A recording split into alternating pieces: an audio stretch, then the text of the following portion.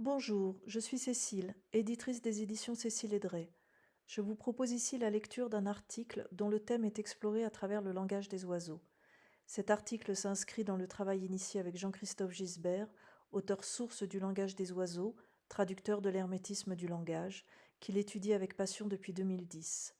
L'objectif est de comprendre les mots autrement, au-delà de leur signification apparente, et de saisir les liens subtils entre langage, inconscient et conscience. Accueillir l'insaisissable.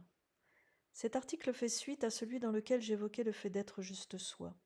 En effet, apprendre à être juste soi, c'est apprendre à tout accueillir de ce qui advient dans nos vies et surtout l'insaisissable, j'ai nommé l'inconscient.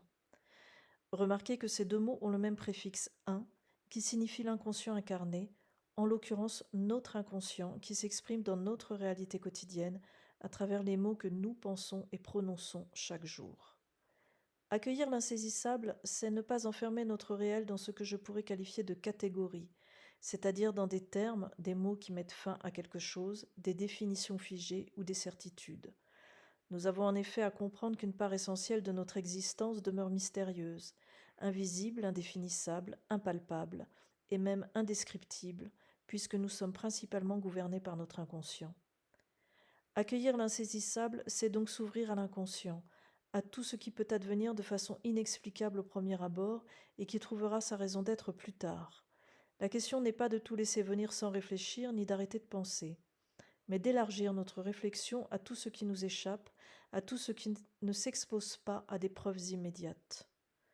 Accueillir l'insaisissable, c'est prendre le temps de volter à droite à gauche, de s'arrêter, de poser des mots, de reprendre nos mouvements, parfois fluides, parfois saccadés, d'accepter et d'entrevoir et de vibrer de toutes les couleurs de l'arc-en-ciel, métaphore de la dualité que nous sommes chacun, voire à ce propos mon article Nous sommes tous des arcs-en-ciel. Accueillir l'insaisissable, c'est être humble et reconnaissant vis-à-vis de la vie, c'est être paisible et être, tout simplement. C'est comprendre que ce fameux insaisissable ne constitue pas un manque, mais un vivier de possibilités d'où surgissent toujours des compréhensions. Accueillir l'insaisissable, c'est accepter d'évoluer dans le flux naturel de la vie, c'est être comme le papillon qui virevolte, comme s'il tentait des conversations avec l'air, la lumière et tout le vivant. Il ouvre ses ailes pour se manifester dans la vie.